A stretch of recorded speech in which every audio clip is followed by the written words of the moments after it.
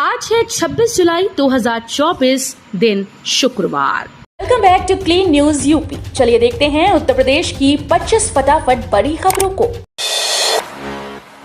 UP police भर्ती परीक्षा में शामिल होने वालों के लिए सीएम योगी का बड़ा तोहफा। उत्तर प्रदेश में पिछले काफी समय से पुलिस कांस्टेबल भर्ती परीक्षा का इंतजार कर रहे अभ्यर्थियों का इंतजार खत्म हो गया। उत्तर प्रदेश पुलिस भर्ती प्रोन्नति बोर्ड ने कांस्टेबल भर्ती परीक्षा की नई तारीखों का ऐलान कर दिया है। बोर्ड के द्वारा जारी नोटिफिकेशन के मुताबिक ये परीक्षा 23 अगस्त, 24 अगस्त, 25 अगस्त, 30 अगस्त और 31 अगस्त को आयोजित की जाएगी। 513 हेक्टेयर में जीडीए बसाएगा नया गाजियाबाद शहर। घर बनाने के लिए प्लॉट खरीद सकेंगे लोग। गाजियाबाद विकास प्राधिकरण की ओर से नया गाजियाबाद विकसित करने के लिए 513 हेक्टेयर भूमि खरीदी जाएगी, जिसमें आवासीय प्लॉट की बिक्री के साथ ही हाई राइज बिल्डिंग भी तैयार होंगी। जीडीए उपाध्यक्ष ने योजना को अमली जामा पहनाने के लिए योजना पर तेजी से काम करना शुरू कर दिया है।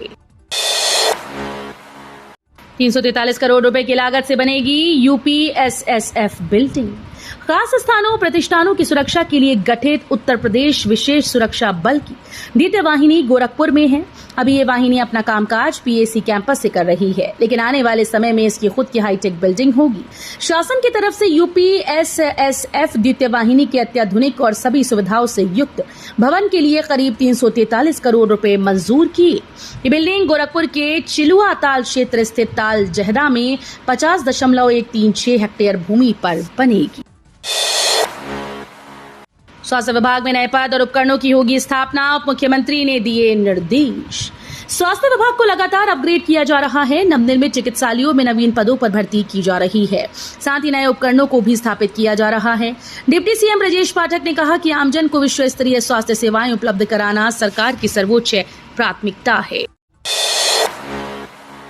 यूपी के जिले में 600 पदों पर निकली भर्ती। उत्तर प्रदेश का रोजगार विभाग अमेठी के गौरीगंज आईटीआई में जिला स्तरीय रोजगार मेले का आयोजन कर रहा है। इस मेले में 500 से 600 पदों पर नियुक्ति का लक्ष्य रखा गया। Voltas, Wardha Mahindra, people T organic, Maruti Suzuki, electronic mechanical, food processing, Shriram piston और रिंग लिमिटेड गाजियाबाद समेत कई प्रमुख कंपनीज इसमें भाग लेंगी और आवेदकों की योग्यता के आधार पर मौके पर भर्ती करेंगी। ये जॉब फेयर गौरीगंज के सरकारी आईटीआई परिसर में आयोजित किया जाएगा। बड़े आयोजनों में राजपत्रित अधिकारी व मजिस्ट्रेट की लगेगी ड्यूटी। भीड़ प्रबंधन पर रहेगा फोकस। डीजीपी प्रशांत कुमार ने बड़े आयोजनों में भीड़ प्रबंधन व पुलिस व्यवस्था के लिए मानक संचालन प्रक्रिया जारी की। इसमें भगदड़ से बचाव के लिए व्यापक दिशा निर्देश दिए गए। इसमें कहा गया कि आयोजन के दौरान राजपत्रित अधिकारी व स्थानीय मजिस्ट्रेट को प्रभारी नियुक्त किया जाए। साथ ही ड्यूटी पर लगाए गए सभी पुलिस, पीएसी, सीएपीएफ व अग्निशमन अधिकारियों व कर्मचारियों को समुचित ब्रीफिंग की जाए। अनफिट स्कूली वाहन 15 अगस्त के बाद हो जाएंगे कबाड़। 12,520 बसों की वैधता खत्म। यूपी में मुख्य सचिव मनोज कुमार सिंह ने कहा कि जिन स्कूली वाहनों की 15 अगस्त के बाद भी रजिस्ट्रेशन, फिटनेस व इंश्योरेंस की वैधता नहीं पाई जाती, उन्हें कबाड़ घोषित करते हुए स्क्रैपिंग कराई जाए। परिवहन पोर्टल पर फिलहाल 12,520 स्कूली बसेस की इन प्रमाण पत्रों की वैधता समाप्त हो चुकी है। कई स्कूल बस वैधता के बाद भी चलाई जा रही हैं। ऐसे में इन्हें चिन्हित करके स्क्रैप किया जाएगा। महाकुंभ से पहले वंदे मेट्रो की सौगात, यात्रियों को होगी सहूलियत। अगले साल लगने वाले महाकुंभ से पहले वंदे मेट्रो ट्रेन की सौगात मिल सकती है। इसका संचालन प्रयागराज से वाराणसी और लखनऊ तक किया जा सकता है। वंदे मेट्रो के संचालन से यात्रियों को काफी सहूलियत होगी। वंदे metro train Vande Bharat express train का एक छोटी दूरी का अत्याधुनिक फॉर्मेट वाला संस्करण है। इसका संचालन 100 से 250 किलोमीटर की दूरी के भीतर वाले महत्वपूर्ण शहरों को जोड़ने के लिए किया जाना है। योगी नहीं, ये शख्स हो सकते हैं अगले सीएम। अखिलेश के इस दावे ने यूपी की सियासत में मचाया भूचाल। उत्तर प्रदेश की पॉलिटिक्स में हलचल मची हुई है। सीएम योगी आदित्यनाथ और डिप्टी सीएम केशव प्रसाद मौर्य की अनबन को लेकर हर जगह चर्चा है। इस पर अखिलेश यादव ने बड़ा बयान दिया। उन्होंने कहा कि झगड़ा अंदर नहीं बल्कि दिल्ली तक चल रहा है। ऐसे में विपक्ष के लोग कुछ तो ऑफर करेंगे। यूपी में संविदा आउटसोर्सिंग भर्तियों में आरक्षण की तैयारी। यूपी सरकार संविदा और आउटसोर्सिंग से भरे जाने वाले पदों में जल्द रिजर्वेशन देने की तैयारी कर रही है। इस मसले को लेकर सरकार पर कई नेता दबाव बना रहे हैं। मौके की नजाकत को देखते हुए सरकार ने आरक्षण व्यवस्था बहाल करने का मन बना लिया। विधानसभा की 10 सीटों पर होने वाले उपचुनाव से पहले आरक्षण व्यवस्था लागू हो सकती है। ट्रेन में एसी पंखे चलाने को कोच पर लगेंगे सोलर पैनल। ट्रेन में कोच के ऊपर सोलर पैनल लगेंगे। इसी पैनल से बनने वाली बिजली से उस कोच में रोशनी होगी और एसी पंखे भी चलेंगे। उत्तर रेलवे में इसका ट्रायल शुरू हो चुका है। अब पूर्वोत्तर रेलवे समेत अन्य जोन में सोलर पैनल का इस्तेमाल शुरू करने की तैयारी है। पूर्वोत्तर रेलवे में विभागीय बैठक में इस पर मंथन हो चुका है। यूपी के 49 जिलों में प्राकृतिक खेती शुरू करने के प्रस्ताव को मंजूरी मिलने के आसार। यूपी के 49 जिलों में प्राकृतिक खेती शुरू कराने के प्रस्ताव को केंद्र की हरी झंडी मिल सकती है। केंद्रीय आम बजट में प्राकृतिक खेती से 1 करोड़ किसानों को जोड़ने के प्रस्ताव के बाद प्रदेश में प्राकृतिक खेती की रफ्तार बढ़ने की संभावना बढ़ गई है। कारण बड़ा राज्य होने की वजह से प्रदेश को बजट में प्राविधानित राशि का बड़ा हिस्सा प्राप्त होने की संभावना है। मथुरा बरेली राष्ट्रीय राजमार्ग के निर्माण को मिलेगी रफ्तार। मथुरा बरेली राष्ट्रीय राजमार्ग के निर्माण को रफ्तार मिलेगी। केंद्र सरकार के बजट में 40,000 करोड़ रुपए का प्रावधान राष्ट्रीय राजमार्गों के लिए किया गया है। इससे मथुरा से बरेली तक निर्माणाधीन राष्ट्रीय राजमार्ग के काम को भी गति मिलेगी। मथुरा से बरेली के बीच में 4 चरणों में काम होना है, जिसमें से 2 चरणों का काम लगभग पूरा हो गया है। MIU 5 अगस्त से कराएगा बीएड की काउंसलिंग। बुंदेलखंड विश्वविद्यालय ने बीएड की काउंसलिंग कराने की तैयारी शुरू कर दी। कुलपति ने काउंसलिंग का पूरा कार्यक्रम स्वीकृति के लिए शासन को भेज दिया। पहली काउंसलिंग 5 अगस्त से शुरू होगी। शिक्षा सत्र 2024-25 की राज्य स्तरीय संयुक्त बीएड प्रवेश परीक्षा बुंदेलखंड विश्वविद्यालय ने कराई थी। परीक्षा में 2,23,384 विद्यार्थियों ने आवेदन किया था। 51 जिलों में 470 केंद्रों पर यह परीक्षा कराई गई थी। यूपी के जिले में आज से 2 अगस्त तक बंद रहेंगे सभी स्कूल। जिलाधिकारी ने जारी किया आदेश।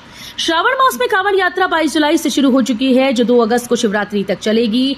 कांवड़ यात्रा के चलते जनपद के सभी शिक्षण संस्थान, जिसमें सभी प्राथमिक विद्यालय, उच्च प्राथमिक व माध्यमिक विद्यालयों के साथ सीबीएसई और आईसीएसई बोर्ड से मान्यता प्राप्त विद्यालय, मदरसा बोर्ड, डिग्री कॉलेज, डाइट के साथ सरकारी व गैर सरकारी विद्यालय और तकनीकी संस्थानों में आज 26 जुलाई से 2 अगस्त तक अवकाश रहेगा। गोरखपुर में गैस संयंत्र के ऊपर और आसपास अब नहीं उड़ा सकेंगे ड्रोन, अफसरों ने जारी किया निर्देश। गोरखपुर में गेल का स्थान अब ड्रोन के लिए नो फ्लाई जोन घोषित कर दिया गया है। गेल के संयंत्र के ऊपर से कोई ड्रोन नहीं उड़ाया जा सकता। ऐसा कोई करता है तो एंटी ड्रोन से न सिर्फ ड्रोन को मार गिराएगा, बल्कि ड्रोन उड़ाने वाले पर भी कानूनी कार्रवाई की जाएगी। शासन ने जारी निर्देश के बाद एसपी नॉर्थ ने गीडा और खजनी सर्कल में स्थित गेल संयंत्र को लेकर वहां के थानेदारों को निर्देश जारी कर दिया है। यमुना प्राधिकरण के एसीईओ बने योगी आदित्यनाथ के विशेष सचिव। यमुना विकास प्राधिकरण में तैनात अपर मुख्य कार्यपालक अधिकारी आईएएस विपिन कुमार जैन को योगी आदित्यनाथ का विशेष सचिव बनाया गया। इसके अलावा अपर आयुक्त मुरादाबाद आईएएस ब्रजेश कुमार भी विशेष सचिव मुख्यमंत्री बने हैं। इसको लेकर आदेश जारी हो गया है। ग्राहकों को संतुष्ट रखने पर गोरखपुर एयरपोर्ट को देश में मिला 8वां स्थान, सर्वे रिपोर्ट जारी। जिले की एयरपोर्ट को ग्राहक संतुष्टि के मामले में देश में 8वां स्थान मिला है। देश के अन्य एयरपोर्ट के मुकाबले कम संसाधन में एयरपोर्ट को यह उपलब्धि मिली। गोरखपुर के साथ ही देहरादून, प्रयागराज जिले को भी अखिल भारतीय स्तर पर 8वीं रैंक मिली। पहले स्थान पर राजमुंदरी, दूसरे स्थान पर गग्गल, तीसरे पर लेह है। एयरपोर्ट अथॉरिटी ऑफ इंडिया के द्वारा प्रत्येक 6 माह में अखिल भारतीय स्तर पर ग्राहक संतुष्टि सूचकांक जारी किया जाता है। योगी सरकार ने दिया केशव प्रसाद मौर्य की चिट्ठी का जवाब। सामने आया आरक्षण पर बड़ा सच। उत्तर प्रदेश में भारतीय जनता पार्टी के बीच मची कलह के बीच डिप्टी सीएम केशव प्रसाद मौर्य ने आउटसोर्सिंग और संविदा पर भर्ती किए गए कर्मचारियों की संख्या और उसमें आरक्षण के नियम का पालन किए जाने की जानकारी मांगी थी। केशव मौर्य ने नियुक्ति और कार्मिक विभाग को चिट्ठी लिखकर जानकारी मांगी थी। इस संबंध में सूचना विभाग की ओर से आंकड़े जारी किए गए। इन आंकड़ों के मुताबिक सूचना विभाग में उनके पास आउटसोर्सिंग द्वारा कुल 676 कर्मचारी हायर किए गए। इनमें से 512 कर्मचारी रिजर्व कोटे के हैं। बंगाल की खाड़ी की हवाएं यूपी के 42 जिलों में कराएंगी झमाझम बारिश। चिपचिपी गर्मी उमस से बेहाल यूपी के लोगों को राहत मिलने वाली है। लखनऊ, कानपुर, रायबरेली, मेरठ, आगरा से लेकर श्रावस्ती, बरेली तक बारिश का सिलसिला फिर से शुरू होने वाला है। मानसून की ट्रफ लाइन वापस उत्तर प्रदेश के ऊपर आ रही है। अगले 2 दिनों में प्रदेश के 42 से अधिक जिलों में बारिश का सिलसिला शुरू हो जाएगा। नीट खत्म कर पुरानी व्यवस्था बहाल की जाए। मायावती ने बंगाल और तमिलनाडु की सरकारों के सुर में मिलाया सुर। बहुजन समाज पार्टी की अध्यक्ष मायावती ने विवादों में घिरी राष्ट्रीय पात्रता सह प्रवेश परीक्षा को लेकर पश्चिम बंगाल की ममता सरकार और तमिलनाडु की सरकार के सुर में सुर मिलाया। मायावती ने नीट को खत्म करके पुरानी व्यवस्था बहाल करने की मांग की। मायावती ने सोशल मीडिया प्लेटफॉर्म एक्स पर गुरुवार को लिखा कि नीट स्नातक मेडिकल परीक्षा में हुई गड़बड़ी को लेकर ये मामला सड़क से लेकर संसद तक और उच्चतम न्यायालय तक में गरमाया रहा।